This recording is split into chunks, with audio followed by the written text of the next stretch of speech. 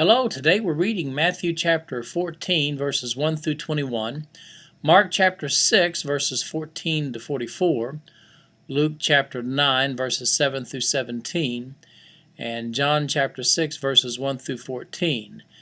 Now, with all of those passages, you may think there's a lot of reading, but interestingly enough, those readings are concentrated around two main events.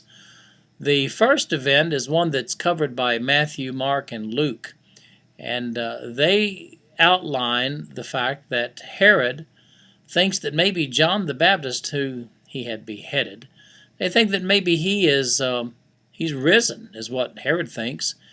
The reason is because Jesus is doing all of these miracles, and he recalls that John the Baptist was able to do miracles as well.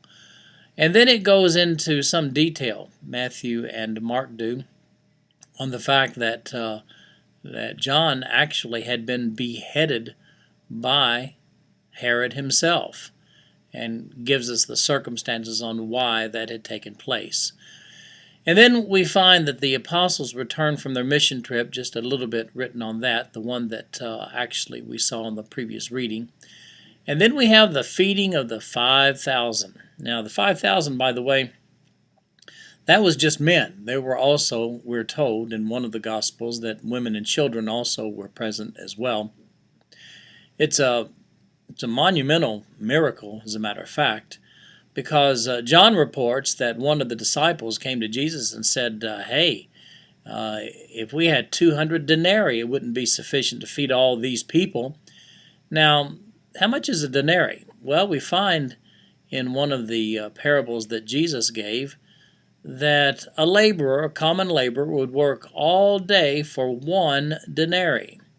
So if you take and say 200 denarii would be 200 days of labor for a common laborer, let's say that laborer makes $100 a day by today's standards. That'd be reasonable. $100 times 200, that would be, well, do the math, $20,000. So when you do the math and realize that $20,000, could you feed 5,000 men, predominantly men with a few women and children, could you feed that many people? Well, with just the men, you come out to about $4 a head. Yes, indeed. But $20,000.